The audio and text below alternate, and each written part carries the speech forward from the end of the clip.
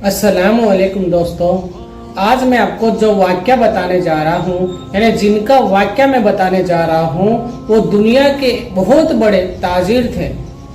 अरबों खरबों नहीं बल्कि बिलियनों के मालिक थे। और उसके साथ साथ ये एक जलीलु कदर सहाबी भी थे। हमारे नबी आप सल्लल्लाहु अलैहि वसल्लम ने जिन सहाबियों के बारे में जन्नत की बशारत दी, दुनिया में जिन सहाबी को जन्नत की बशारत दी, उनके अंदर एक ये भी थे। लेकिन ये थे बहुत अमीर, यानी बहुत दौलतमंद थे। जब ये इस दुनिया से रुखसत हुए तो इनके पास इतना सोना था कि सोना काटते काटते आरिया जो थी वो टूट गई। इतना सोना मौजूद था कि सोना तकसीम करने के लिए जब काटा गया तो आरिया तक टूट गई थी, इतना सोना मौजूद था। ऐसा नहीं कि ये आज के लोगों की तरह जमा करते थे, जमा नहीं करते थे, जैसे ही आया तकसीम कर दिया। तकसीम करते करते इनके पास इतना सोना बच गया था। इतने गुलाम, इतने भेड़ बकरियां, इतने घोड़े, हजारों की तादाद में घोड़े भेड़ बकरियां। लेकिन ये सब हुआ कैसे? इन्होंने अपनी जिंदगी में किसी ने पूछा कि इतना सब अल्लाह ने कैसे बरकत दी, इतना सब माल कैसे जमा हुआ?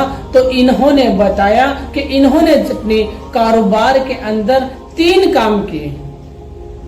3 काम अपने कारोबार में किए तो अल्लाह ने इनको बहुत बरकत दी, बहुत माल दिया। और वो 3 काम कौन से हैं? गौर से सुनना और अपने कारोबार के अंदर उन 3 कामों को अपनाना। फिर देखना अल्लाह ताला अपने आपके कारोबार में कितनी बरकत देंगे इंशाअल्लाह। तो वो 3 काम कौन से थे वो भी सुन ले। ये सहाबी कौन थे? हजरत अब्दुल रहमान इब्ने औफ रज़ियल्लाहु ताला अन्हु। जब हजरत अब्दुल रहमान इब्ने औफ रज़ियल्लाहु ताला अन्हु को उनकी तरक्की का, उनके कारोबार का राज पूछा गया तो उन्होंने बताया कि मैं 3 काम करता हूं। सबसे पहला, उधार माल कभी नहीं खरीदता। यानी जिस तरह इस दुनिया में अभी चल रहा है कि लोन लेकर अपना बिजनेस स्टार्ट करते हैं, उधार लेकर बिजनेस स्टार्ट करते हैं या उधार माल खरीद लेते हैं, उस तरह वो कभी उधार नहीं खरीदते थे, कैश देकर माल खरीदते थे सबसे पहला। और नंबर 2, कभी उधार माल बेचते नहीं थे। यानी जो माल बेचते थे कैश पर बेचते थे, उधार कभी नहीं बेचते थे। आजकल यही चल रहा है कि उधार माल बेच बेच कर इंसान यहां तक पहुंच जाता है कि कर्जे में डूब जाता है। नया माल खरीदने के लिए उसके पास पैसे भी नहीं रहते। उधारी में पहले बेच देता है, फिर उसको वसूल करने के लिए दुश्मनियां लेता है। यानी जो लोग उधार खरीदते हैं फिर वो उसी के ऊपर दादागिरियां करते हैं। ऐसा माहौल बन गया है। मुसलमानों का ईमान पता नहीं कहां चला गया है। इस वक्त यही चल रहा है। लोग डरते हैं कि माल खरीदने वाला मुसलमान तो नहीं है। हमने अपना नाम इतना खराब कर लिया है, मुसलमान से लोग डरने लग गए हैं। फिर अल्लाह को आखिरत में क्या मुंह दिखाओगे?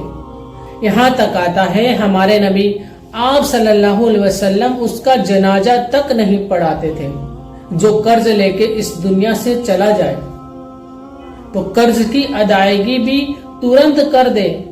मुसलमान तो वो होना चाहिए कि लोगों को उसके ऊपर भरोसा होना चाहिए। हाँ, ये मुसलमान है, इसको मैं माल दे रहा हूँ, ये टाइम पर, वक्त पर और आसानी से मुझे लौटा देगा।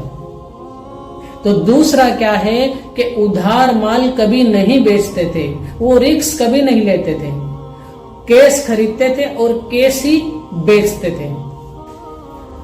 और इन्होंने तीसरा बताया, हजरत अब्दुल रहमान इब्ने औफ रज़ियल्लाहु ताला अन्हु ने तीसरा जो पॉइंट है वो ये बताया कि ये अपने माल का कभी जखीरा नहीं करते थे। यानी आज माल जो बेच रहे हैं उस पे 1 रुपया नफा मिल रहा है اور ان کو ایسا اندیشہ ہوا کہ کل 10 روپے ملنے والے ہیں، تو یہ اپنا مال آج ہی بیچ دیتے تھے۔